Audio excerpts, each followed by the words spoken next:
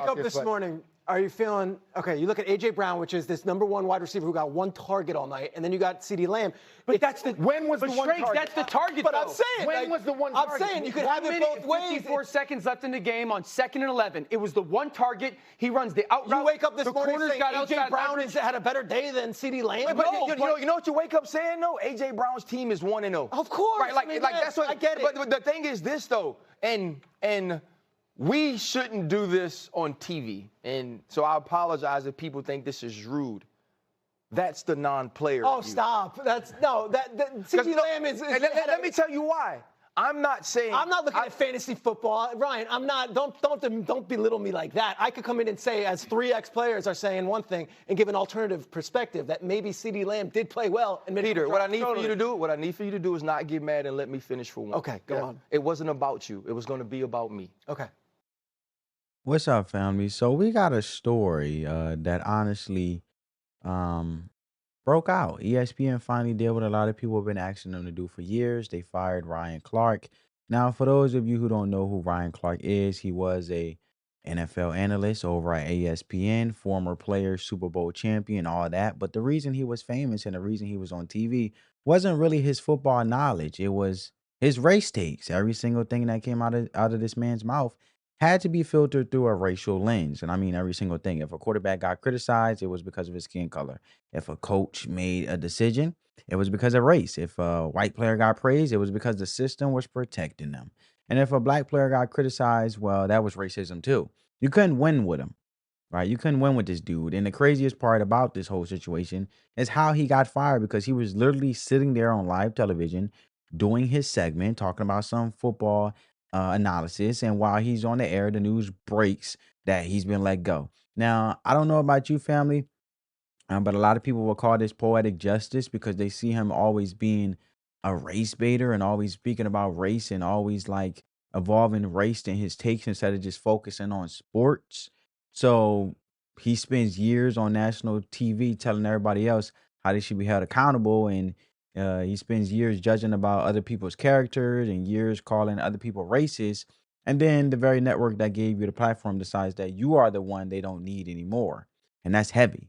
That's the kind of moment where you got to sit back and think about what you actually put out into the world, as a lot of individuals say. Now, I'm speaking in regards to the sentiment of a lot of people when it comes to tuning out to ESPN and their frustrations with Ryan Clark. And it happens to be, and I'm not saying this for sure, that more so likely ESPN is learning that division and divisive rhetoric isn't productive or doable, especially when it comes to sports, sports is supposed to be the most amplified thing and beautified thing when it comes to amplifying unity and just the beautiful thing of having discourse and conversation, regardless of what team you're on, intertwined, or I should say connected with passion. We know how people get passionate about their football teams. Eagles, Giants, Patriots, you name it, Chiefs. I'm just throwing teams out there, but that was the beauty about it. You can compete, but everybody, regardless of what team was on, had the ultimate respect, and their passions lighted up the room. But a lot of people were saying that they tuned out to ESPN due to Ryan Clark always having divisive rhetoric and mentioning racist commentaries or pointing out something to be racist every single time with this dude. So that's what I wanted to say in regards to that. Be very patient with Malik Neighbors. And I believe Isaiah Likely could be a huge reason why you can be patient. When you think about the way he was paired with Mark Andrews in Baltimore, he was the guy that gave you the explosive play that could stretch you down the seam. And now with Jackson Dart, to give him an outlet that's closer to the line of scrimmage, closer to the tackle box, I believe Matt Nagy understands how to utilize a tight end, and he could have a young Travis Kelce effect for this New York Giants offense. I believe he is just waiting to be unleashed. And you add Theo Johnson to that, who was already in New York, who we've seen make some athletic plays on the outside, but it could also be an inline blocking tight end, along with the 21 personnel Mina mentioned. We could see some of that 12, and then also incorporating Patrick Ricard so we could get those big packages along with Cam Scatterboo that were huge in Baltimore. Be very patient with Malik. All right, family. Now, that was Ryan Clark on air at the time while he was on air being fired. Now, he wasn't speaking to any about racism or any rhetoric in that clip or when he was doing his segment live on air when he got fired or found out he got fired. Now, let me break this down for you because there's layers to this history. Ryan Clark was at ESPN for about 10 years, 10 years of race based analysis or, analysis, 10 years of making everything about black and white. And I'm not saying there's never a time to talk about race, right? I understand the reality, of the country and the sinful nature and the sins of this country from the past. But when your entire identity as a commentator is based on race, when every single take you have somehow circles back to who's black and who's white, eventually people get tired of that, is what I'm saying. I'm trying to be objective as possible here while having a productive conversation. I think that's what happened here. ESPN is in the middle of mass layoffs right now. They're cutting people left and right, trying to save money, trying to stay afloat. But here's the thing about Ryan Clark getting cut. He wasn't just an employee. He was supposed to be a big part of their Super Bowl coverage this year. And this is the first year ESPN is actually broadcasting the Super Bowl. So that's a huge deal. And they still decided to let him go. And that tells you everything you need to know about how they viewed them internally. They looked at the situation and said, you know what? We'd rather go into the biggest event in sports broadcasting without this guy than keep him around. And that's a statement. And the timing of it is what makes it so wild because he was on the show, Get Up, doing his thing, right? I just showed you the clip, talking about the Cowboys and the Eagles, and right in the middle of the segment, the news drop, right? Like, look, he's just going on, like, talking about, the Giants and, the Baltimore Ravens, just doing his thing. He's talking about CD Lamb and AJ Brown, and he got this, attitude with the co-host, Peter Schrager. Schrager is trying to give him his opinion. So, and this was the first clip I'm gonna show you right now. So as you see on the screen on Get Up, he was doing his thing, right? Talking about the Cowboys and the Eagles. And then he was talking about the Ravens and Dolphins and the Giants and the Ravens and the Giants. But you get my point. The first clip I showed you, Schrager is trying to give his opinion, and Ryan Clark straight up tells him that's the non-player in you. That's what Ryan Clark tells him. You saw the clip, basically telling a grown man who has a job, who has credentials, who has been in the industry for years, that his opinion doesn't matter because he didn't play in the NFL. And that's the arrogance I'm talking about. That's the same energy he used when he talked about Shador Sanders. Remember that? He said the reason Shador Sanders was being called arrogant was because the color of his skin. He said it was because Shador wouldn't bend the knee, quote unquote, and because he, and I quote, looks a certain way, not because of anything the kid actually did or said, just race. That was his whole analysis. And there's the RG3 situation. Man, I still can't get over that one because Ryan Clark sat on television and criticized Robert Griffin III for having a white wife. Like, come on, man. Come on. Like, you literally sat there because RG3 married a white woman and he couldn't understand what black women go through because he married a white woman. He said RG3 couldn't have conversations about race in his household. He said the color of his wife's skin was what RG3 used to make her special. The color of his wife's skin was what RG3 used to make her special. Imagine being a black man sitting on national television telling another black man that his marriage to a white woman makes him less qualified to talk about, in your case of conversation, black issues. That's wild. But don't take my word for it, family. I want to show you. Don't know that they plant these certain reports or they This is the Shador Sanders I was talking about clip. And then I'll show you the RG3 attacking this man's wife. know that they plant these certain reports or they say these certain things and you do hear the word arrogant. Why is he arrogant? Because he won't walk into the meeting and bend the knee, or he won't sit in the meeting and question himself or his abilities or his knowledge and experience in the game. I don't believe that that's arrogance. I want a quarterback that's self-assured. I want a quarterback that could cut the film on, and when you ask him a question about why did you make this mistake or why did you make this throw or why was this the right read, I want him to be able to regurgitate that to me like he's in the play at the moment, the same way a coach or an offense coordinator would, because that's what he's going to have to do. And I've had conversations with Shador Sanders, and he can do that. We all know that it's not just about him being Deion Sanders' son. It's about the bravado he carries. It's about the fact that he looks a certain way. It is about the fact that the color of his skin sometimes at that position can be questioned. And I believe Shedeur Sanders is going to have to deal with that until he gets on the field. Now, Clark is the Clark. Clark is the most important player in the WNBA. And a ton of her fandom has come along with some racial bias or some racial pieces to why people love her so much. And so now if you're RG3, when is the last time within your household you've had a conversation about what she's dealing with? You haven't been able to do that because in both of your marriages, you've been married to white women. You haven't had opportunities to have those conversations to educate you on what they're feeling, what Black women deal with, what they're seeing when they think of a young Angel Reese. And the whole time that he's mimicking Angel Reese and bobbing his head and moving his neck while he's doing this whole piece, his wife is in the back amening and clapping. And so to me, it's just another situation that now this young lady has to deal with. When I worked with RG3, he would make all of these sort of corny jokes about milk and how much he loved it and how important it was. And he always points out on social media the color of his wife's skin, as if the color of her skin is what makes her special, as if the color of her skin is what makes her a good wife. I've met the lady, I've had a conversation with her. Right. I think she's more than that. But it also leads to what Black women deal with a lot from Black men who have chose to date or marry outside of their race. They always feel like they have to go the extra mile to prop up the woman that they're married or the woman that they're with over Black women by denigrating Black women. You want to know what my initial reaction is? Which I think is kind of unfair, but my initial reaction was when I saw you guys talking about it, and I was like, okay, he wants to protect Black women, and this is very important. And then I looked on every one of the episodes that you had to see if there was any guys on here that beat up Black women. Mm-hmm. And there were.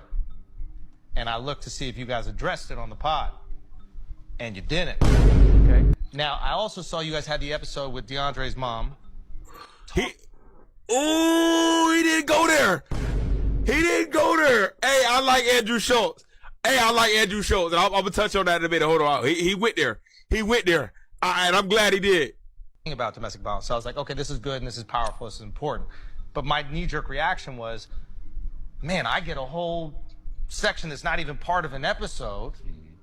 And these guys who we know have actually, like, for like a joke, and these guys who have actually like hurt Black women and convicted, not allegations, because I don't go off of allegations, I go off of conviction. Everybody can get an allegation, it means nothing. And then these guys, they don't get anything. So in that moment, I was like, this feels like a clout play. It doesn't feel like the highest priority is protecting these women. So that was my initial reaction. So I'm gonna say this. Yeah. We have had people on this show that have been convicted for domestic violence that have pulled it out of the show. That pulled it out of the show. That I have asked about it. Oh, and then they're like, I don't want it on the show. Yeah, and I do, because people come on our show voluntarily. Of course. I do ask those questions in respectful ways. Fair to like limit what we can joke about. I think one thing we often say is like, you can only joke about the experiences you've had. But I don't know if that's true, because like we were laughing at Handyman when we were younger, right? He wasn't retarded. None of us are retarded, but we laugh at these things all the time. So you can't tell me White Chicks isn't a funny ass movie. They're not white women. Why are they allowed to make that joke? Because it's funny. We know it's well-intentioned. They're not trying to like hurt people's feelings. There might be some white women, they're like Karens, they watch that movie and like, how the f could you do that? That really hurt me. They're allowed to feel that way. We might disagree, but I'm not going to remove their agency as comedians to be able to like do these things. See, Ryan Clark is the prime example of a modern day racist. Ryan Clark is racist. And this is why I say Ryan Clark is racist, because anybody else can talk about Black people if you're Black. Ryan Clark defends and criticizes Black people more than anybody because he's Black. But as soon as Andrew Schultz, a white comedian, says something about a Black person or Black people and makes a joke about domestic violence, which a lot of Black people on podcasts and their platforms like Ryan Clark joke about or talk about, it's a problem. Now everybody wants to come for him. Like, he just said that. But the thing is, why does it matter? Black people are the only people that bring in the race card. Like, they can talk about any other race, but as soon as another race talks about them, it's off limits. You're not black. You can't talk about that. And that's the problem. Black people are the only people that see color. No other race does that. Black people sit and talk about white people, Latinos, whatever, Italians, it don't matter. Talk about their business all the time.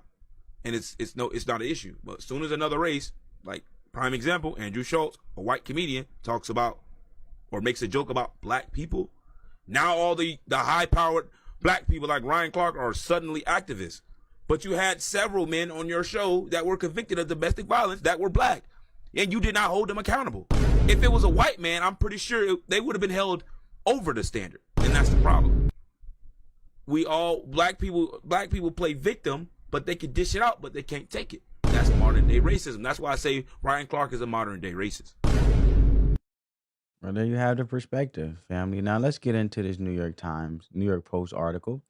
As it reads, it says ESPN lays off NFL analyst Ryan Clark in stunning move as first wave of expected cut begins.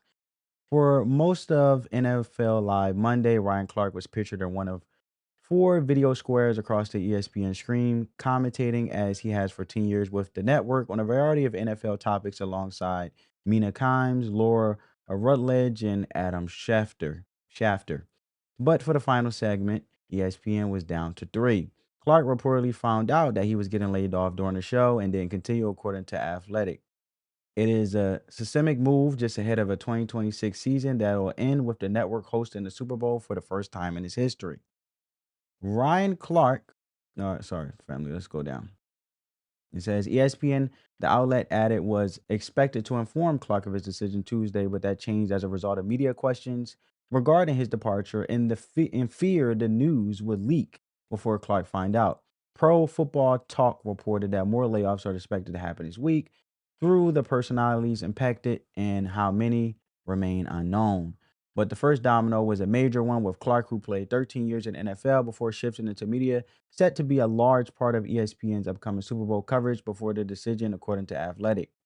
Clark was part of the Monday Night Countdown for 3 seasons outside of ESPN. He hosts the Pivot podcast with fellow former NFLers Shannon Crowder and Fred Taylor. ESPN executives had soured on Clark. Sorry, family. ESPN executives had soured on Clark, who the Athletic reported made more than $2 million.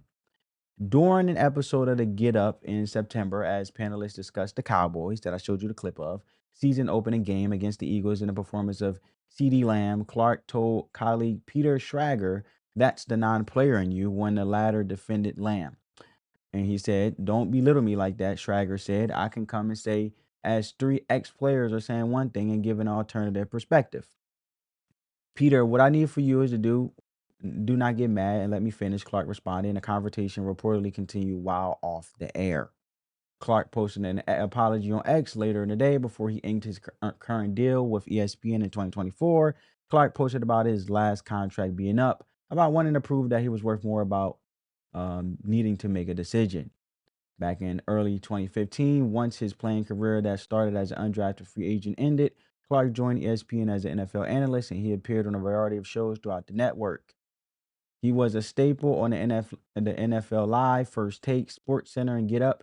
Just Monday, during his final on-air appearance with the network, Clark discussed Giants running back Cam Scabado,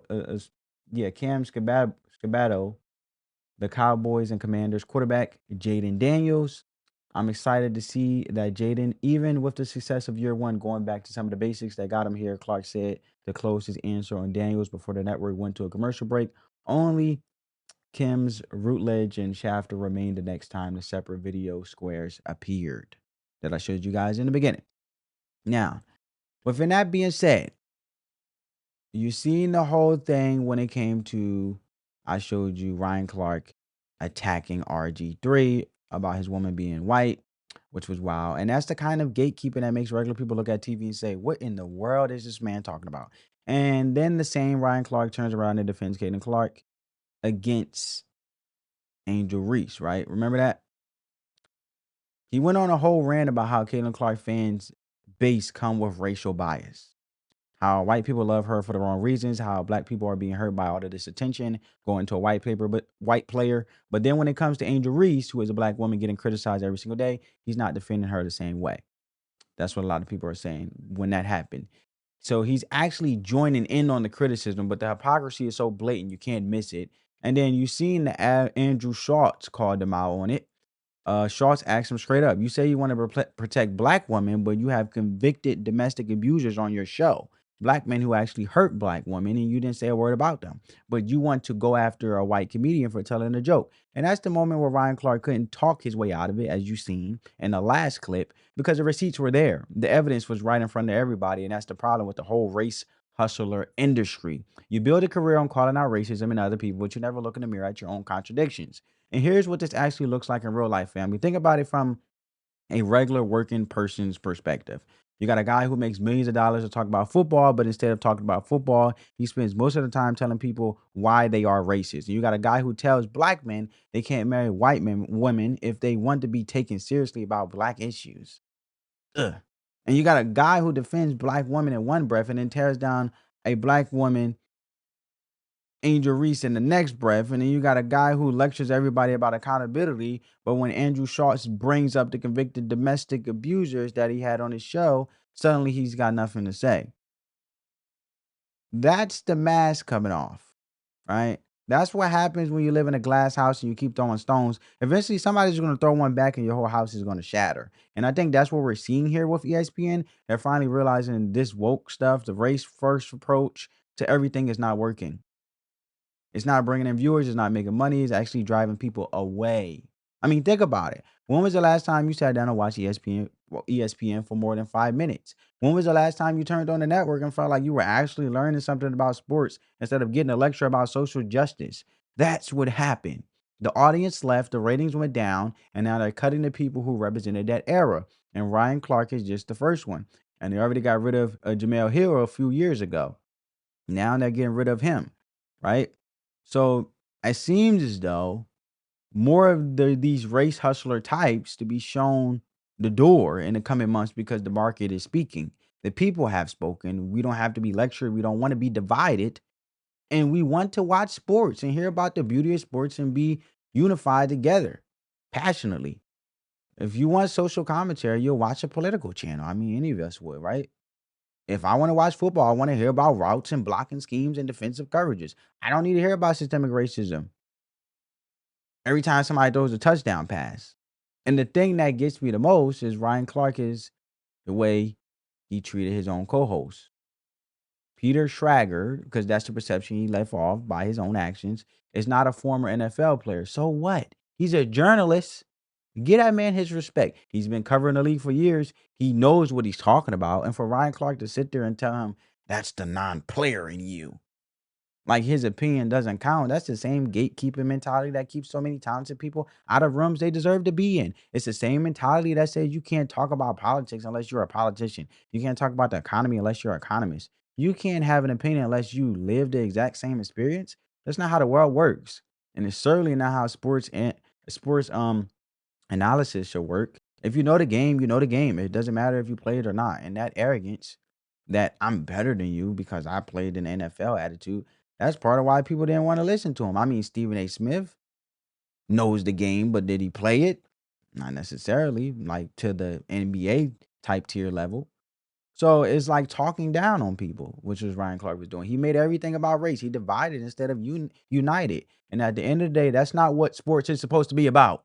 Sports is supposed to bring people together, like I've been saying. It's supposed to be one place where it doesn't matter what color you are. What matters is what you can do on the field in this case, because they were talking about football. And Ryan Clark made it his mission to make sure everybody remember what color you are.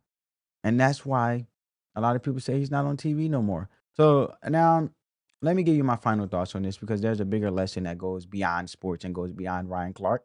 The lesson is simple. What you sow, you will reap. You cannot spend years putting out negative energy, dividing people, calling everybody racist, and then expect to keep your platform when the tide turns. The tide is turning. American people are tired of the division. They're tired of the race hustling. They're tired of being told that everything is about the color of their skin. They want to go back to a time we could talk to each other, agree to disagree with each other, and still be okay. I know I do. I think plenty of you guys would. Family, let me know in the comments. But I think that's what we're seeing with this Ryan Clark firing. It's not just about one man losing his job, and I'm not for anybody losing their job. I know he has his pivot podcast. I wish him many more blessings, many more opportunity. I won't wish nothing on my worst enemy like this at all. But it's about a whole industry starting to realize that this ain't working. It seems as though the woke experiment is failing.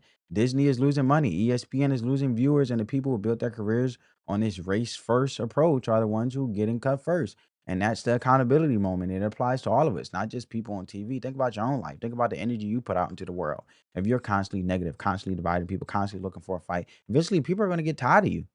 Eventually the doors are going to close. But if you focus on bringing people together, which I love to advocate for in every video, if you focus on solutions instead of problems, if you treat people with respect, even when you disagree with them, that energy comes back to you too. And that's the life wisdom I want you to take away from this video. It's not about celebrating a man losing his job. No way. Not not in what so much, not in whatsoever form, right? Not whatsoever. See, I'm all tongue tied, but I don't celebrate anybody losing their livelihood, but I do celebrate accountability in regards of there's always a lesson and something to learn from a situation, right? The truth, which is wisdom.